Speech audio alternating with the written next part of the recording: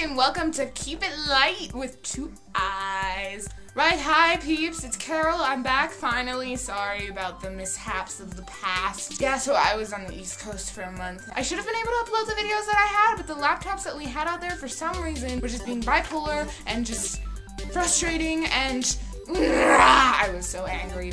So you'll be seeing me next week for sure, because I'll finally be posting my duct tape bow video. You might see me the week after that, because I might have been the one to lose, but it might have been Jessie. Huh, we already know, but I'm not going to tell you, am I? So this week's theme / debate, not really sure what it is Harry Potter and the Deathly Hallows Part 2. Yes, of course, I went to the night premiere. I dressed up and everything. If you'd like to see a picture of me in my Gryffindor outfit, here it is! Now I'm finally going to address myself directly to you, Jessie. You are such a troll! You're going down. You're going down, Missy. Alan Rickman is totally amazing. He's a little creepy.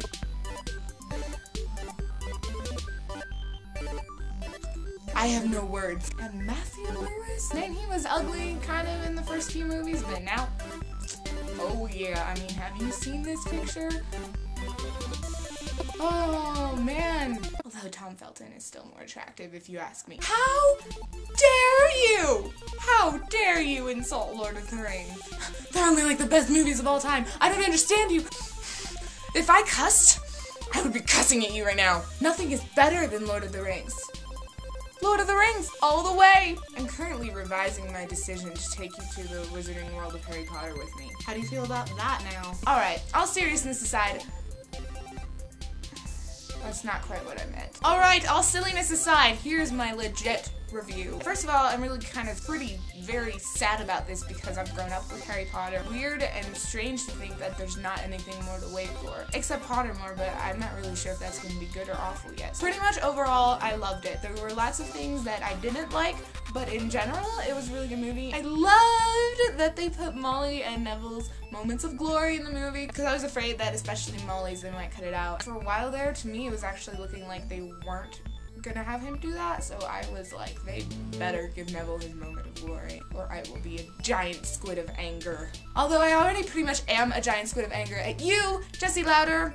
I know a lot of people didn't like this, but I really liked that they kind of put in a Neville-Luna romance thing, because I've always thought that Neville and Luna should get together, even though that's not how J.K. Rowling made it. The whole scene at the bridge with Neville, I totally died laughing. It was amazing. Also, just as a side note, I think the guy playing Greyback is really good. Probably my favorite part in the entire movie was just the whole Gringotts sequence. I think Gringotts looks way better in this movie than it did in like the first movie when they went. Helena Bonham Carter playing Hermione, it was hilarious. She did it so well. She didn't just look like Hermione and act like Hermione to me. She acted like Emma Watson's Hermione to me. I just love that. She's a fabulous actress. Like, the dragon was amazing. Not really at all how I pictured it, but now that I've seen it, that really fits. The one thing I didn't like about Gringotts is that all the goblins die. I'm pretty sure that doesn't happen in the book, and I was like, why do you have to make all the goblins die? They're not bad people, they're just controlled by Death Eaters. Epilogue / 19 years later, mostly it was good. I'm really just glad they included it in the movie. I liked that they used the same actors, but it was kind of weird too, because the aging on the guys was just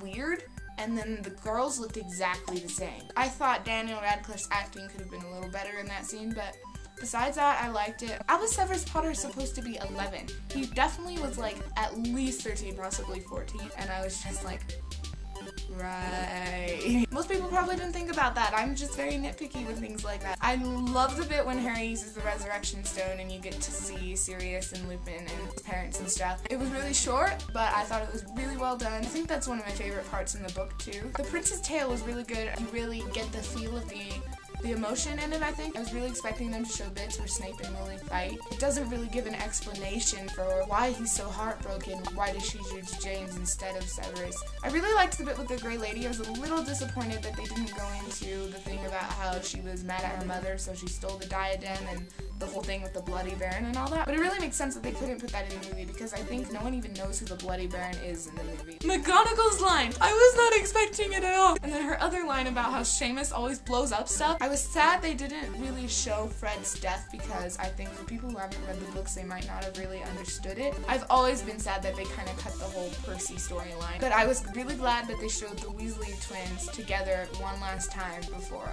Fred died. Snape! Oh my god! Have I mentioned how much I love Snape? He's such a good character. Biggest dislike, the final showdown between Harry and Voldemort. Oh my gosh. I really needed it to be like how it is in the book where he's in front of everyone and he's kind of just like talking to Voldemort and explaining all this stuff and he's like, I know all this stuff that you don't know and I win and you think you win, but I win actually. And also it was just weird how he like grabs him around the neck and like jumps into a chasm. It was just weird and awkward and pointless, and also there was just way too many moments where they throw spells at each other and the spells hit in midair. That was just redundant and boring after a while. This is probably my second biggest pet peeve, but it might actually be my biggest one because this really bugged the crap out of me. Harry dear, you cannot break the Elder Wand before you have fixed your wand. Now what wand are you gonna use? You are wandless. The bit where Snape is like talking to everyone that like, oh, we've heard of Harry Potter. If you've seen him or if you know any info about him, you should step forth. And then Harry steps forth in his Hogwarts robe. That was really cheesy. Neither Dumbledore nor Aberforth Dumbledore talked about Dumbledore's past at all. Aberforth talks a tiny bit about Ariana. I was really expecting more elaboration on that. They explain the whole wand thing, like why Harry's the real owner of like the Elder Wand and stuff, and he has the Resurrection Stone, and it's assumed that his cloak is the third Deathly Hallow. Besides, when they talk to Ollivander at the beginning, they don't talk about the Deathly Hallows at all. It's freaking the name of the movie, guys! You need to explain this! I am a giant squid of anger! I didn't like that Harry goes to talk to Ron and Hermione before he goes to sacrifice himself. In the book, he chooses not to because he knows that they would stop him. I don't like that they just let him go to his death. When they operated into Hogsmeade, why weren't they under the cloak? And why were they just hiding from the Death Eaters stupidly behind like tables or whatever? Why weren't they under the cloak? It just made no sense whatsoever. The Harry and Ginny moments are always just awkward. Voldemort's laugh after he's like, oh, Harry Potter is dead. It's just like, what the heck? That's not, I'm sorry, but I can't take you seriously, Voldy, if you're laughing like that. The infamous hug with Draco, what was that even about? What were they thinking? Why did they cut that out? That was just strange. Alright, there you go. That's really long. I have no idea how I'm going to edit this under, what is it, 4 minutes or 4.5 minutes? This is one last thing. Yes, I did cry a lot. Actually seeing the characters dead, especially like Lupin and Tonks and Fred, was just, it was just intense. So you're going to see my duct tape bows next week. Right? Bye!